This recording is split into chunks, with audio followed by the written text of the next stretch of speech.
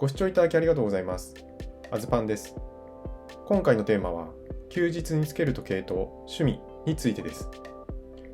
前回は上司との会話をきっかけに、機械式時計への憧れについて話をさせていただきました。仕事をする中で腕時計が与える影響の大きさを実感しました。私は腕時計を服や靴と同じように考えていたと思います。傷んだり似合わなくなったら買い替えるものと認識していました。でも、機械式時計を買ってからは考え方が変わりました。メンテナンスをすれば自分の人生よりも時計の一生の方が長くなります。金銭的にも20万円の時計が10年で使えなくなるのであれば1年あたり2万円ですが、100万円の時計でも100年使えるのであれば1年あたり1万円になります。ちょっと極端な例ですが、そんなイメージを持っています。ブランドによっては部品代がかかりますが、ずっと修理をしてくれる場合もあります。自分の人生を超えるアイテムは他に思いつきません。あえて言えば家でしょうか。そんな時計にすっかり魅了されてしまいました。人生における必要十分な時計は手に入れましたが、気づけばここが始まりでした。私が購入したデイトジャストは 41mm サイズのスムースベゼル。文字盤はその当時ダークロジウムと呼ばれていました。今はスレートと呼ばれていてバーインデックスです。ブレスレットはジュビリーブレスです。私が一番気にしている時計の精度についてですが、1日で1秒遅れるか遅れないかです。朝はネジの巻き上げだけしておけばしばらく気になりません。過去の動画にもありますが、私は精度重視で腕時計選びをしているため、別の機械式時計では納得できなかったことがあります。デイトジャストはグランドセイコーの粘着オーツを使っている私でも気にならないくらい精度はいいと思います。ただ、巻き上げをしっかりしていないとずれていきます。パワーリザーブは約70時間ですが、私の感覚では毎日巻いた方が調子がいいです。100万円もする腕時計をつけていることに慣れるのは少し時間がかかりました。最初は道を歩いていたら誰かに襲われるかもしれないなんて不安もありました。自分が時計と釣り合っていないかもしれないと感じることもありました。夏場も長袖のワイシャツを着ているので特に目立つことがないため自意識過剰かもしれません。実際には時計好きの人だけ気づく程度です。もちろん気づいてもらえたら時計の話で盛り上がれます。現場で作業をするときにはグランドセイコー、事務作業をするときにはデイトジャストと使い分けをしていました。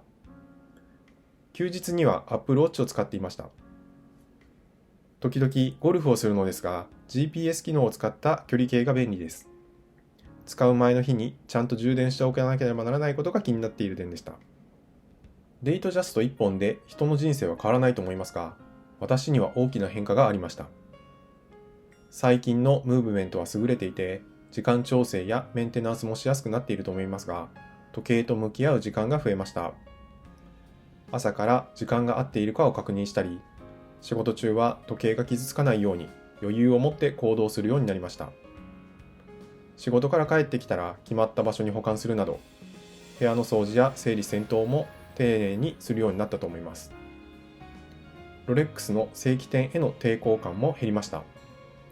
購入した店舗にも顔を出し、デイトジャストのコマ調整をしてもらったりしていました。在庫は相変わらずないようで人気の高さを感じていました。次に買うなら何にするかで盛り上がって、将来つけるならデイリーとかスカイドエラーがいいですねという話もしました。楽しい時計ライフを過ごしていましたが、新型コロナの影響で社会の価値観が大きく変わっていきました。テレワークが導入されてお気に入りの時計をつける日も減ってきました。ウェブ会議も増えて雑談をする時間も減り、時計について話をする機会も減ってしまいました。その時期は海外業務が増えてきたので、北米の時間に合わせて仕事ができたことはテレワークの唯一のメリットです。今までずっと動いていたデイトジャストも時々ネジを巻く日が増えてきました。時計への思いは強いままでしたが、使う機会が減ったことで気づいたことがあります。私は高額な時計を購入する際に仕事で使う目的があったからこそ家族に説明し、自分も納得してきたということです。次の時計は必要な時計ではなく、私が欲しいだけです。引っ越しした時期とも重なり、家電や家具の買い替えが必要な時期でもありました。今までは仕事に必要だからという理由で家計から時計を購入することを正当化していましたが、今後はそうも言ってられません。機械式時計に興味がなかった時が嘘のように時計のことばかりを考えるようになってました。そして休日につけられる時計が欲しいと思うようになっていました。完全に機械式時計が私の趣味になったと認識しています。家計からの出費は難しいので、コツコツと時計貯金をすることと、投資の勉強を始めることにしました。ちなみに、転売の話も耳にするようになりました。買った後に知ったのですが、どうやら売却すると利益が出るようです。自分の時計も売ったら得になるのか気になったので、調べたこともありました。確かに自分の時計も買った時以上の値段がつきそうでした。先ほど100万円の時計を100年使ったら年間1万円で使えると言いましたが、どうやら途中で売却したら毎年無料で使えている計算になります。なんとも不思議な話です。私が知らなかっただけですが、長蛇の列ができていることに少し納得ができました。YouTube や雑誌の情報をもとに、休日につけたい時計について考えるようになりました。グランドセイコーの文字盤はシャンパン。デイトジャスの文字盤はスレートなので、次の時計の文字盤は被らないようにしたいと思いました。今まではドレス系の時計が多かったので、次はスポーツ系の時計を候補に考えていました。ブランドは特に決めていませんでした。そもそも実機の時計がどのブランドも減っていたので、人気の時計はどれも買える状況にはありませんでした。予算も100万円を超える勇気はありませんでした。ただ、機能にも魅力を感じていたので、持っていない機能があればいいなとも考えていました。候補になっていたのはオメガのスピードマスターとゼニスのデファイです。まだまだ時計で個性を出せるレベルでなかった私は、王道のスピマスが気になっていました。ビジネスでも使えるので、オンオフ使える魅力もありました。ちょっとずるいんですが、仕事でも使えるという理由により、いざ資金が足りない時に家計から購入する交渉材料としても考えていました。デファイについては以前の動画でも話をしたんですが、中の機械が見えることが憧れでした。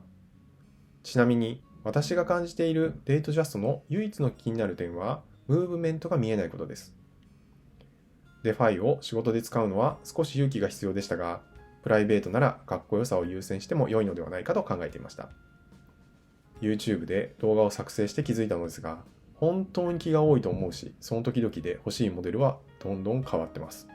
仕事の繁忙期が終わって時間ができたので、休日に少し足を伸ばして時計屋さん巡りができました。ランゲ&ゾーネでスケルトンバッグの時計を見て幸せな気分になったり、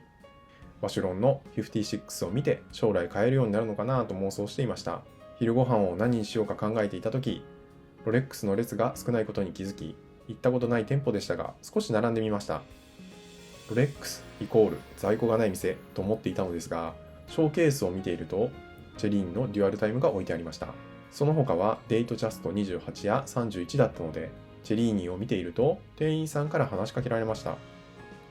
チェリーニをご希望なんですかと聞かれたので、勤務はまだ早いと思っているけれど、いずれは検討したいと思っていることと、海外の仕事もしているので、2つの時間が分かったら便利ですねという話をしたと思います。ロレックスの時計は購入制限期間中でしょうかとさらに聞かれたので、私は何のことか分からず、デイトジャストは持ってますと答えました。少々お待ちくださいと言われて待っていると、奥の部屋でご提案したいモデルがありますと案内されました。案内も何も、ロレックスで購入する予定もなければお金も用意してませんでした。少し困ったのですが、せっかくの機会なので座らせてもらいました。初めての個室に入ると、何とも言えない緊張感がありました。希望モデルを伝えたわけでもないので、何を提案してもらえるか全くの未知です。財布にお金も入っていなかったですし、普段使いのカードしか持ってきていませんでした。気持ちの整理ができていない状況で、店員さんから提案されたのが、この226570エクスプローラー2の白文字盤です。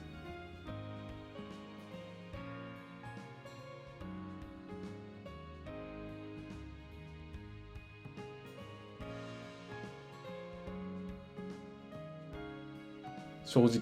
コツコツ貯金はまだまだでした。購入するなら妻に相談必須です。資金面で許可が出なければ諦める前提で考えることにしました。まず、今自分が欲しいと思っているのは休日に着用する時計でスポーツモデルであること。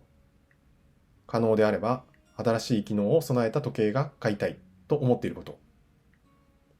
文字盤はシャンパンとスレート以外であること。100万円以内で買えることなどでした。時計の知識もそこまでなかったので、店員さんにモデルの説明をしてもらいました。エクスプローラー2は洞窟の中や太陽が昇らない極地でも昼夜の判別ができる探検家用の時計で GMT 機能を備えているため、1箇所にはなりますが、現地時間を設定することができると教えてもらうことができました。ロレックスの中では珍しく、傷がついてもそれが味になる時計です。気にせず使い倒してくださいと勧めてもらいました。自分から希望のモデルを言わなくても最適な提案をしていただけるウォッチコーディネーターの凄さを感じました。そこからが大変でした。初めての購入制限モデルだったので、お金だけでなく身分証明書も必要でした。購入の意思を伝えると同時に妻に電話をし、購入の許可をもらった上で身分証明書とお金の用意をしてもらって、さらに現地に来てもらいました。趣味に付き合わせてごめんと思いつつ感謝しています。意図せずに購入制限モデルを購入することになりましたが、大変満足しています。まとめになりますが、時計の買い方はそれぞれ自由でいいと思います。ただ、もし購入が難しい場合は、自分の欲しい条件や使用目的を伝えて、店員さんに選んでもらう方法も検討してみてください。